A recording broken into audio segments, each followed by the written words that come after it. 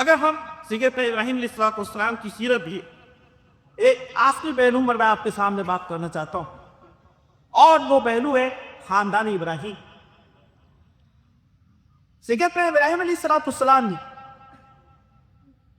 ایک عظیم الشان خاندان اور اس کا رول ماڈل ہمیں دیا، اور یہ جو قربانی باپ اور بیٹے کی قربانی، لیکن بھائیوں یہ صرف باپ بیٹے کی قربانی نہیں ہے، اس میں ماں بھی شامل ہے۔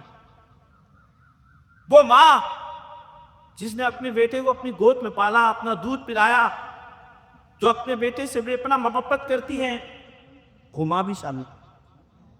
یہ وہ ماں ہے کہ جب سیدنا اسماعیل پیدا ہوئے اور ابھی ننھے منھے سے بچے تھے، اللہ نے ابراہیم علیہ السلام کو حکم دیا کہ ابراہیم اپنی اولاد کو اس سرزمین پر چھوڑ کر دعوت کے لیے نکل کھڑے ہو جاؤ۔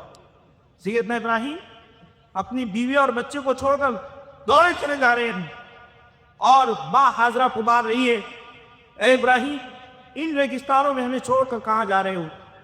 یہاں تک کہ وہ مڑ کر نہیں دیکھتے ہیں، یہاں تک کہ کوئی چٹان کے قریب پہنچتے تھی اور وہاں پر ماں پکارتی ہے حاضرہ علیہ السلام کہ اے ابراہیم کیا یہ اللہ کا حکم ہے؟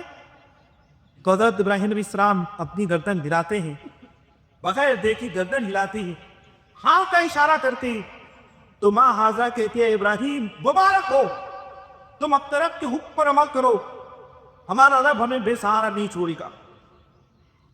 آپ دیکھیے یہ ہے سیدنا ابراہیم علیہ السلام، اور پھر ہم دیکھیں کہ بیٹا اسماعیل وہ کتنی عظیم صفات کا حامل ہے، ماں حاضرہ۔ تو قرآن میں اس خاندان ابراہیم کو پوری امت کے لیے مثال دیا، یہ پوری امت اپنے خاندانوں کو اس معیار پر لانے کی کوشش کرے۔ قرآن میں سورہ ممتحنہ میں یہ بات کی گئی کہ لَقَدْ كَانَ لَكُمْ أُسْوَةٌ حَسَنَةٌ فِي إِبْرَاهِيمَ وَالَّذِينَ مَعَهُ، کہ بے شک تمہارے لیے ابراہیم علیہ السلام اور وہ لوگ جو ان کے ساتھ تھے ان کی زندگیوں میں نمونہ عمل ہے۔ آئیو آخری بات میں آپ کے سامنے کہنا چاہتا ہوں کہ ارض مقدس فلسطین اس وقت آلزان، یہ جگہ اپنا ہم دیکھ رہے ہیں کہ وہاں پر سارے بچے شہید ہو چکے۔ لوکیشن ڈالو واٹس ایپ پہ۔ 17 سے 20 ہزار بچے وہ اپنے جو ہے گھروں کے ملبے میں دب گئے، خواتین بڑے پیمانوں پر شہید ہوئی۔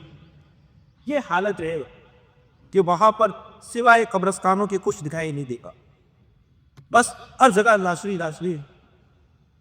اور ان حالات میں بھی وہ اولاد ابراہیم ہونے کا ثبوت دے رہے ہیں، اولاد ابراہیم ہونے کا ثبوت دے رہے ہیں۔ وہ بتا رہے ہیں کہ ہماری قسمت سیدنا ابراہیم سے ہے، اور پورے دنیا تو کوئی نمرود فنا نہیں کر سکتا۔ علامہ اقبال نے ان کے بارے میں یہ بات کی تھی کہ آپ ہے اولاد ابراہیم ہے، نمرود ہے، آپ ہے اولاد ابراہیم ہے، نمرود ہے، کیا کسی کو پھر کسی کا امتحان مقصود ہے؟ اللہ وہ اولاد ابراہیم کا امتحان دے رہا۔ بھائیو آج اس عظیم دن پر ہمیں ایک لمحے کے لیے بھی اپنے مظلوم فلسطینیوں کو بھولنا نہیں چاہیے، ہمیں انہیں اپنی دعاؤں میں یاد رکھنا چاہیے۔ جب ہم اپنے جانور ذبح کریں تو اس وقت ان کا درد تمہارے دل میں ہو، اور یہ دعا ہمارے دل میں شامل ہو کہ اے رب کریم مظلوم فلسطینیوں پر رحم فرما،